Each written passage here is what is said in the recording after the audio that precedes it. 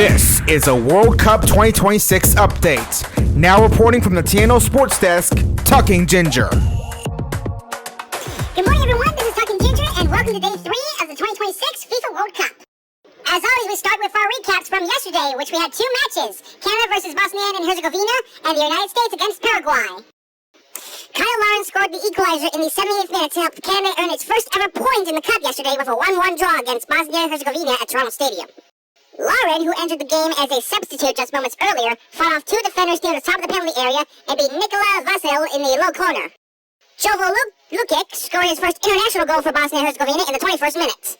Canada was winless in both previous appearances at the World Cup. The team will now head to Vancouver for group stage games against Qatar on Thursday and Switzerland on June 24th. Meanwhile, the United States could scarcely have scripted a better start to the World Cup as a Folarin Balogun brace and a Giorina curler followed the co-host to a 4-1 drubbing of Paraguay in front of Hollywood royalty in Los Angeles. The hosts took the lead in the tournament's first game on U.S. soil within 7 minutes thanks to an own goal, and by the end of an elderly dominant half, the home fans were in dreamland, their side up by 3. The win and emphatic scoreline put the U.S. in a favorable position already to progress from Group D, which also contains Australia and Turkey. And speaking of which, those two teams are in action against one another in just one of 4 games on the schedule today. The other games we have today are Qatar against Switzerland, Brazil against Morocco, and Haiti against Scotland.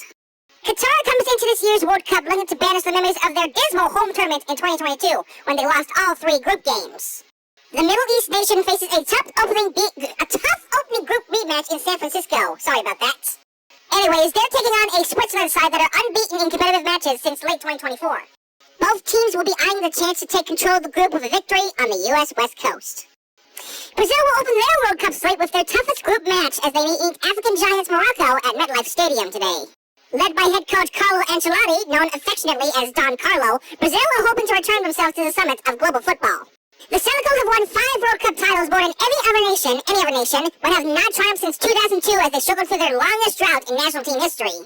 They will have a difficult early test taking on 7th-ranked Morocco, who are coming off an appearance in the latest Africa Cup of Nations final and have grown into a full-fledged soccer powerhouse. Scotland are finally back on the global stage for their World Cup Group C opener against Haiti at the Gillette Stadium in Boston, which goes tonight at 9 p.m. Eastern, 8 p.m. Central. The Tartan Army are back in a World Cup for the first time since 1998, aiming to finally break their hoodoo of 8 group stage eliminations from 8 World Cup appearances.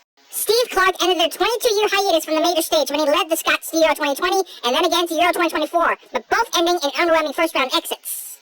Haiti's recent 4-0 hammering of New Zealand would suggest they may not be a walkover. After 2 decades plus away, Scotland will be desperate to avoid a major opening day letdown. And finally, Australia and Turkey kick off their World Cup campaigns tonight with an intriguing Group D clash in Vancouver at the BC Place. The Socceroos arrive in Canada aiming to build on their impressive run to the round of 16 4 years ago. Standing in their way is a highly talented Turkish side returning to the global stage after a 24-year absence.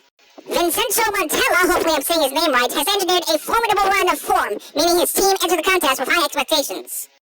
Both managers understand that avoiding defeat in this opening fixture could prove vital for their knockout ambitions. And that is your daily update for today. I am Talking Ginger. Enjoy the games, and I'll be right back here tomorrow with another update. This has been a World Cup 2026 update.